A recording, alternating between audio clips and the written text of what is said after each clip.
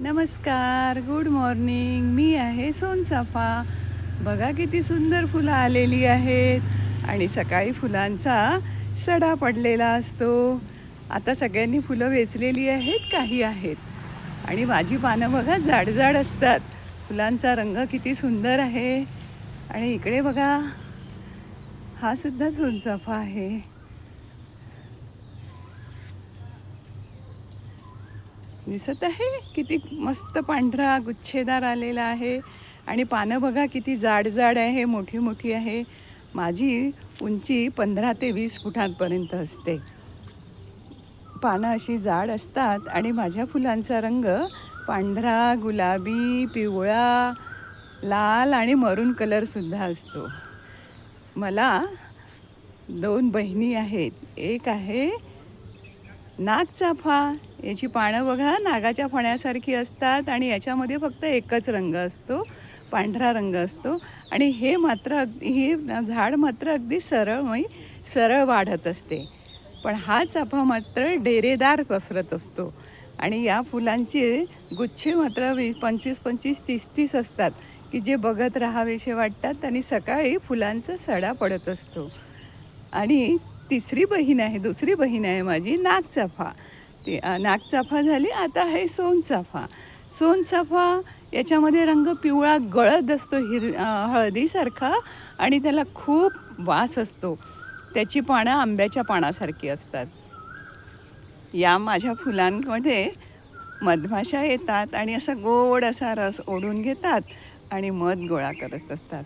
पक्षी घरटी तयार करत असतात आणि या मोठ्या मोठ्या पानांमुळे उन्हाळ्यामध्ये पक्ष्यांचं सगळ्यांचं संरक्षण होत असतं आणि सगळे मस्त थंडावा मिळत असते. पावसाळ्यामध्ये पावसापासून सुद्धा संरक्षण होत असतं. असा हा मी सोनचाफा आहे. माझ्या फुलांपासून अत्तर तयार केलं जातं, उदबत्त्या तयार केल्या जातात, आयुर्वेदिक औषधसुद्धा तयार केली जाते आणि काही पावडरमध्ये सुद्धा, फेस पावडरमध्ये, फेस क्रीममध्ये सुद्धा याचा वापर केला जातो. असा गुणकारी आहे. पानं इतकी जाड असतात आणि हिरवी कंच सुंदर दिसत आहे.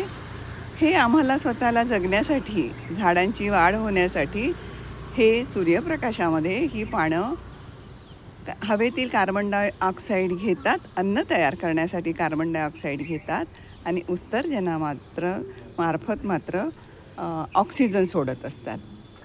इतका हा गुणकारी आहे आणि ह्या फुलांचा सुगंध मंद असल्यामुळे तुम्ही लोकं याच्यामध्ये बायका मात्र छान केसांमध्ये माळतात आणि देवाला वाहतात आणि हॉलमध्ये सुद्धा ठेवत असतात आणि यापासून रंग सुंदर असल्यामुळे छानपैकी फुलांच्या रांगोळ्यासुद्धा तयार करण्यासाठी माझा उपयोग होत असतो.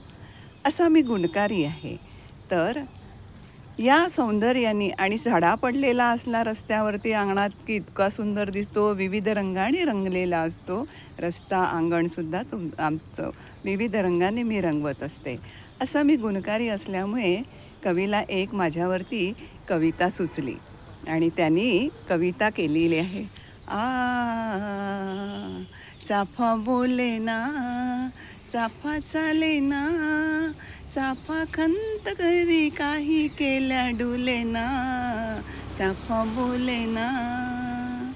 असा डेरेदार सुंदर असं झाड मी आहे. तर तुम्ही एक काम करा, एक फांदी घ्या, तोडा आणि जिथे जागा मिळेल तिथे लावून द्या.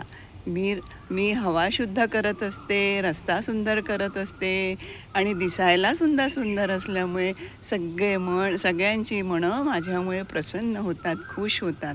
फुलांचा सडा पडलेला असतो त्याच्यामुळे पण लोक खुश असतात. तर तुम्ही एकच काम करा, झाडे लावा, झाडे जगवा आणि हा आनंद नक्की घ्या. धन्यवाद.